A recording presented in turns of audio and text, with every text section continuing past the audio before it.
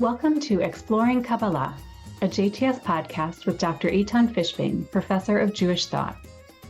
Throughout this 7-part series, we'll trace the evolution of Jewish mysticism, from biblical and rabbinic times to the explosive creativity of the medieval period to the Hasidic movement in Eastern Europe. Join us for a tour through time and space, in which Professor Fishbane provides insight into the thinkers, texts, and concepts that became central not only to the Jewish mystical tradition, but to the fabric of Judaism itself. In our first episode, we'll introduce key concepts and explore the mysticism of the Bible. In the course of this podcast, Exploring Kabbalah, we will study the ways in which mysticism has been a central pillar of Jewish thought and experience throughout the history of Judaism, from biblical times to the present. We will study the themes and stages in the development of Jewish mysticism in general, and Kabbalah in particular. Each episode focuses on a specific time period, from the biblical foundations through the flourishing of Kabbalah in medieval Spain, to the renaissance and revival of Kabbalah in 16th century Tzfat, ending with the rich spiritual creativity of Hasidism in modern Eastern Europe.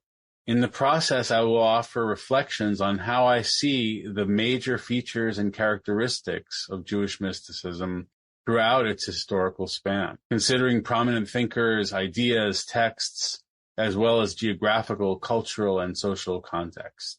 Let's start out with the major features of mysticism.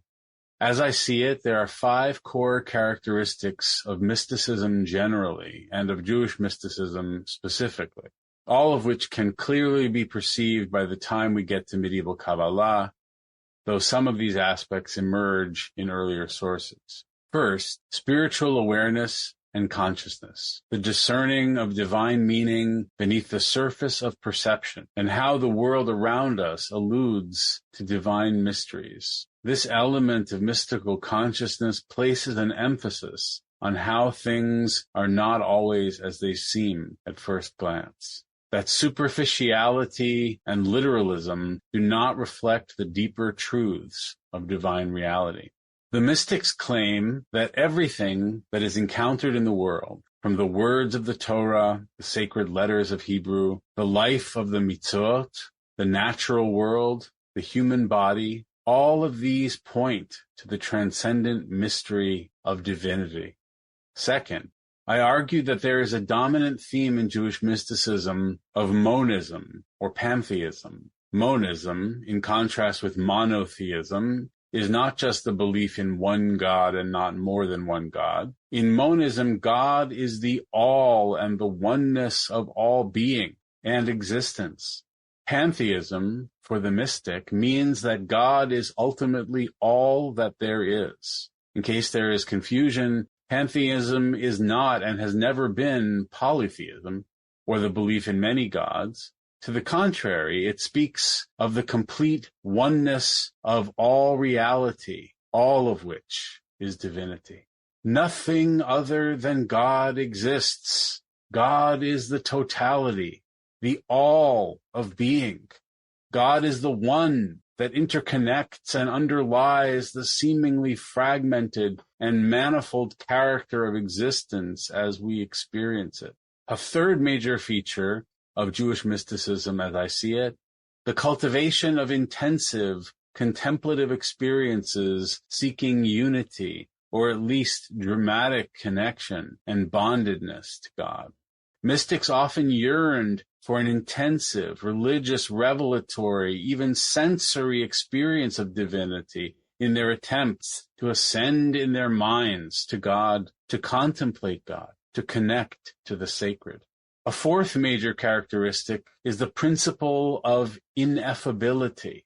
This concept might be more familiar from the writings of Abraham Joshua Heschel in his works Man is Not Alone and God in Search of Man.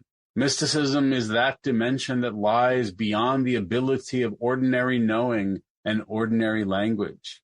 Instead, mystics cultivate a rhetoric and experience of mystification, where the person is stunned beyond all language and rational thought to encounter the mystery of being and to bask in its sublime glow. And finally, a fifth pillar of thought, theurgy, the belief that human actions and intentions have the power to impact the divine realm, to heal ruptures, to bring about tikkun, to repair, to heal, and to draw down the emanation of divine blessing and energy through the cosmos into the world. Thus, the mystics believed deeply that everything that one engages in, particularly the life of the mitzvot and the life of kavanah, of intention, not only has an impact upon the self, it also has a formative impact upon God.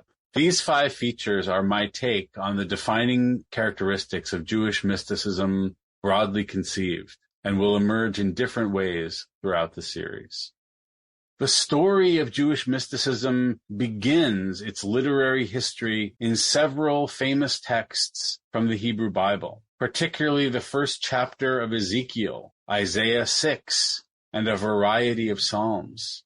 In all of these very different sources from ancient Israel, we encounter representations of powerful, revelatory religious experience, much of which can be characterized as mystical.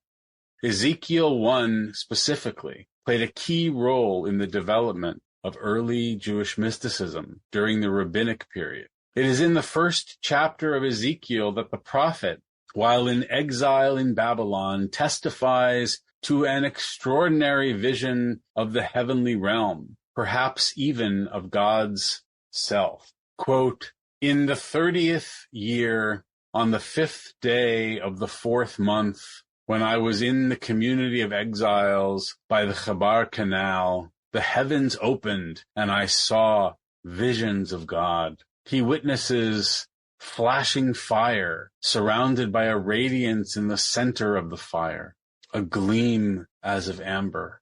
Ezekiel beholds a luminous heavenly chariot, whose wheels contain mysterious angelic creatures that rotate and cause the chariot to take flight.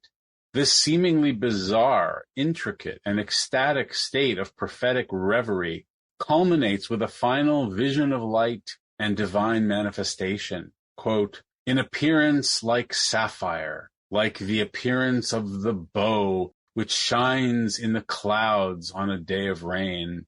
Such was the appearance of the surrounding radiance. That was the appearance of the semblance of the presence of the Lord. When I beheld it, I flung myself down on my face, and I heard the voice of someone speaking." This classic and highly evocative first-person testimony to a mystical experience combines both the visual and the auditory, sight and sound.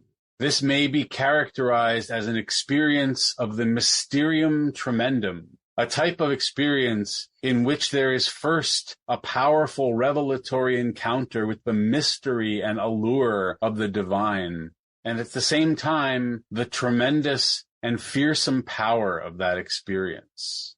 This is reflected in Ezekiel's statement, quote, when I beheld it, I flung myself down upon my face. Ezekiel's response to this divine revelation is similar to other biblical encounters, like that of Moses and Aaron. The overwhelming sensory experience of God leads to a dramatic gesture of prostration. In these ways, Ezekiel 1 is one of the most paradigmatic and powerful examples of mystical experience in all of the Hebrew Bible, a touchstone for the subsequent history of Jewish mysticism. Another notable example of mystical experience in the Tanakh is Isaiah 6, where the prophet beholds God in the divine throne room, which becomes the basis for the liturgy of the Kedusha. The visions recorded in Ezekiel 1 and Isaiah 6 become foundational for one of the core aspects of Jewish mysticism in the rabbinic period, which we will discuss in episode 2. These two elements are the Ma'aseh Merkava, the work of the chariot, and Ma'aseh Breshit, the work of creation.